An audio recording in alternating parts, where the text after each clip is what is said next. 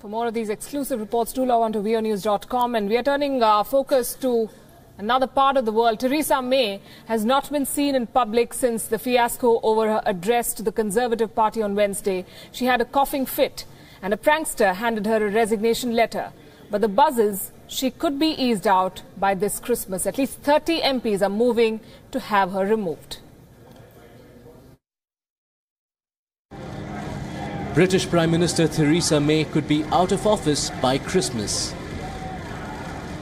Just 2 days after her annual address to the party in Manchester, the British media is awash with reports about a plot to topple her, the admission being made by none other than former party chairman Grant Shapps. Shapps claimed that 30 Tory party MPs were backing the bid to remove May. These include 5 former cabinet ministers and hence calls for a leadership election right now. Just who could replace her is not clear. In fact, Shapps is not even clear if there are enough numbers to remove May. But if 30 MPs are against her, the party rules require 18 more to join them and collectively write to a committee seeking a leadership change. May has been struggling to reboot her prime ministership after calling an election in June which went disastrously wrong. The party was reduced to a minority and May lost credibility and ground. With Brexit talks just days away, May looks politically weak. The only issue worrying her detractors is a leadership tussle at this point could only exacerbate divisions within the party over Europe. The same issue sunk the career of May's predecessor Cameron and 2 earlier Prime Ministers, John Major and Margaret Thatcher. Party leaders also worry that an election now could go to the advantage of the Labour Party and its socialist leader Jeremy Corbyn. Bureau Report, WION. The 14th EU-India summit opened in Delhi with 2 of Europe's top bureaucrats, Donald Tusk and Jean-Claude Juncker, arriving here on a 3-day visit until the 7th of October. But how robust are ties between the Concord of European states and India, and what are the sticking points? Senior foreign editor Padma Rao takes a look.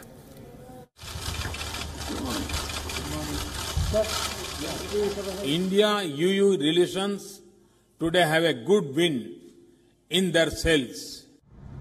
After the staggering recession, the fortunes of the states of the European Union have turned. Unemployment in its main economic engine, Germany, is down, its exports are up and its economy is on the upswing. In France, there is a social liberal president in place, Emmanuel Macron, who is energetically, if unpopularly, introducing reforms to kickstart France's economy too. No wonder that EU dignitary Jean-Claude Juncker has said that the wind was back in Europe's sails too after the somber days of the euro crisis. Indeed, the core of the relationship between India and the European Union has always been and remains trade. Let's take a look at the figures. India is Europe's 9th largest trading partner, whereas China is the Union's 2nd largest trading partner. The EU is India's #1 export destination, while European exports to India have fallen by 50% over the previous 10 years. China, on the other hand, is the European Union's 2nd largest export destination. EU FDI to India is down from 13.83 billion in 2011 to merely 4.2 billion in 2013. China, on its part, helped the European Union during the recession by buying billion euros worth of bonds. A long-awaited free trade agreement between the EU and India is stuck. Europe wants India to lift trade barriers and allow greater market access to its own specialty products, wines, spirits, automotive parts. India, on its part, has for long expected the European Union to walk the talk on terrorism, denounce Pakistan for hosting terror groups, tick off China for border incursions, and for Europe to fill the vacuum as the US role in global security diminishes, even in the Indian Ocean region. While the two sides came closer to some of these issues in the joint statement, they still seem to be talking past each other. We addressed the situation in Myanmar and the Rohingya refugee crisis. We want to see a de-escalation of tensions and a full adherence to international human rights obligations in Myanmar, as well as full humanitarian access so the aid can reach those in need. The Rohingya people must be able to return voluntarily in safety and dignity. As a neighbour, India stands first in line to respond. After the broad hint on Myanmar, Donald Tusk moved to the situation in the Korean peninsula. But there was, as expected, no talk on the most volatile menace on India's mind: terrorism and infiltration of terrorists from Pakistan, frequent border incursions from China. The EU seems to expect from India what India expects from the EU, to lead from the front. But the EU neither mentioned Pakistan even in passing as a state sponsor of terrorism or even as a safe haven, nor did it touch upon China's incursions. Trade matters aside, it will remain to be seen whether the EU will translate its stated intention to jointly tackle terror groups like the Lashkar-e-Taiba along with India, or whether this will just remain yet another wordy statement at a 3-day summit with scant action following. Padma Rao, WION. Joining me in the studio this evening, former ambassador to the US, also former ambassador to France, Arun Singh. He understands the India-EU equation very well in that sense. Mandy Clark, WION's own London correspondent, joining us from, of course, London this evening. Good evening to both of you. Arun Singh, at a time when many are questioning the very relevance of the European Union and asking if it's a redundant organization or group, how significant is the meeting and whatever has been discussed today? So I think the meeting is very significant. And even within Europe, as you would have seen after Brexit, there is a sense that most countries are asserting and recognizing the value of the European Union and are moving in the direction of trying to consolidate it further. So Brexit, in a way, has reinforced the idea that European Union remains relevant. Now, for India, Europe is our largest trading partner now, with almost 100 billion euros worth of trade. If we look at European investments in India, they amount to about 80 billion euros over the past 17 years. There's important science and technology collaboration. A large number of Indian students are going to Europe under scholarships, under the Erasmus scholarship, which is operated by the European Union and the European Commission. More than 5,000 Indian students have gone to Europe.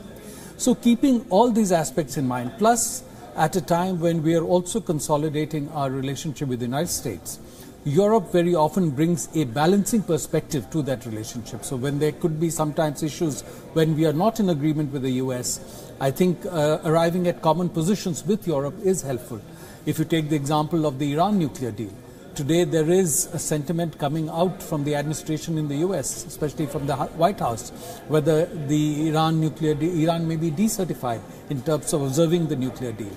And when it is in India's interest that the deal be observed and implemented, keeping in mind our trade and other aspects of our relationship with Iran, a joint India-Europe message, as is reflected in the joint statement on the importance of the nuclear deal with Iran and maintaining it, is again significant.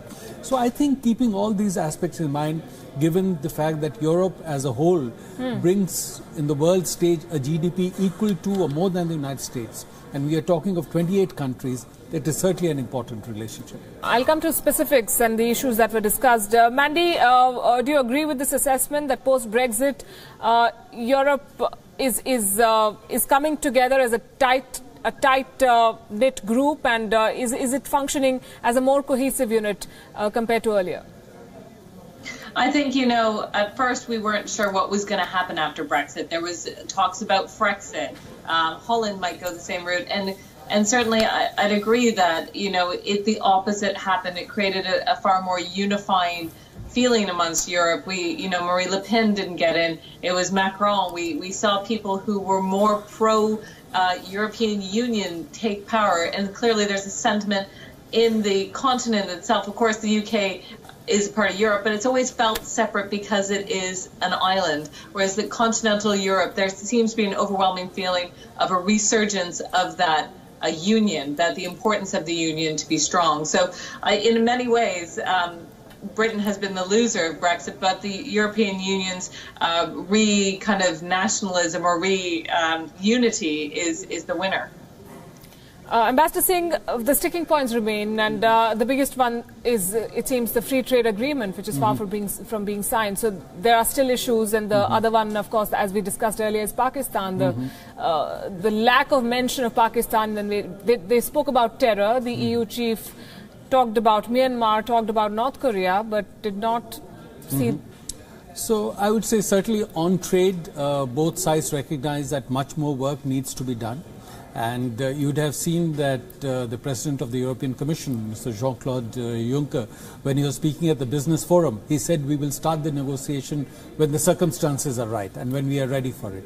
And even in the joint statement, there's a reference that both sides will continue to work to launch the negotiation. So obviously much more preparatory work needs to be done. And at one level, it should not be surprising, but because if you look at, for example, the messages coming out from the United States, the US is trying to rework many of its trade deals. Global norms for trade are sought to be changed. So I think the situation is in a flux, and it makes sense for everyone to assess which way global trade and production is headed, and then look at negotiating free trade agreements. On the Pakistan aspect that you mentioned, it's also a question of some would find the glass half full and some would find it half empty. And I would say glass is more than half full. Okay. Because in the last summit, 13th summit that was held in Brussels last year, there was a joint declaration on counterterrorism. In this summit too, there is a joint declaration on counterterrorism. The fact that EU and India have come together to make that is significant. If you look at the content of the joint declaration, aside from asserting the importance of working together, the incidents that took place in India have been specifically mentioned, and we have linked those incidents to Pakistan and Pakistan-based groups. So there is an inherent message, and also the various terrorist groups. So why the hesitation to go ahead and mention Pakistan? Ultimately it's a question of deciding. People may have different perspectives on what is most effective. From our point of view, it is most effective to mention Pakistan. Others would argue that you can have more leverage if you don't specifically mention, you can continue and have a dialogue. So every country really and organization looks at it from their perspective, and the perspectives can differ. But I think mentioning these organizations conveys a clear message of what is the assessment of the international community. Mandy, where does India stand in Europe's scheme of things on terror, on trade and other issues that are of significance globally right now?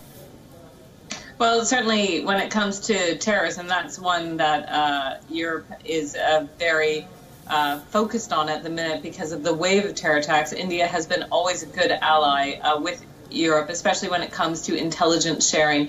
And that is a key part of keeping a check on terror groups, the networks, how they move, how the money moves. And it might be a hesitation. Certainly, I know in the past, Britain has been hesitant to really point the finger at Pakistan because they need Pakistan's government in any capacity to continue that intelligence sharing. And if they close down ranks and stop sharing that information, because Pakistan is known to have so many terror groups operating within its borders, if they suddenly lose sight on that, it could put Europe and certainly Britain at greater risk. So that might be part of the hesitation to really point the finger at Pakistan, because they do need that intelligence sharing to combat terror. When it comes to trade, certainly Britain's doing all it can to woo India, trying to bring back those historic ties. Theresa May's first visit right after the Brexit vote came was to visit India. So certainly Britain's very keen for a trade deal. And the European Union is a huge bloc and an enormous power, and so is India. So both will be looking for the best deal they can. You wanted to make a point? Yes, I just wanted to reinforce the point just made that the UK was hesitant earlier to name Pakistan because they felt that they could get cooperation from Pakistan dealing with terrorists and terrorist groups that were targeting the UK or active in UK. So they felt for them that was a more effective way. For the other European countries, they were not facing the challenge from Pakistan and Afghanistan-based terrorist groups, like the challenge, of course, India was facing or UK and US was facing. And so they were not so forward-leaning on the subject of terrorism. But things have changed. Europe is today facing a major challenge related to terrorism, but terrorism emanating from West Asia, terrorism emanating from North Africa or Sub-Saharan Africa, and terrorism which is home-based in Europe. Therefore, their whole approach to terrorism and for cooperating to deal with the challenge of terrorism has evolved significantly over the past few years.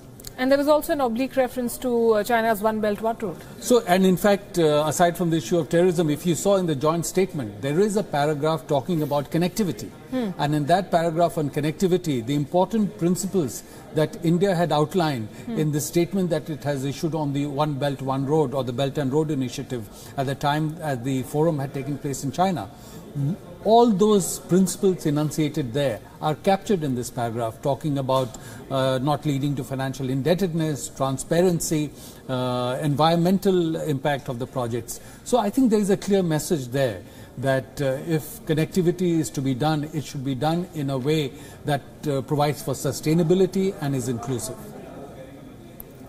And if I may look at closing comments, what, according to you, stood out in the joint statement that came out today? So I think there is a recognition of the importance that India and EU attach to each other. And another fact I'd like to draw importance to is that they have both reinforced the importance of democracy, values.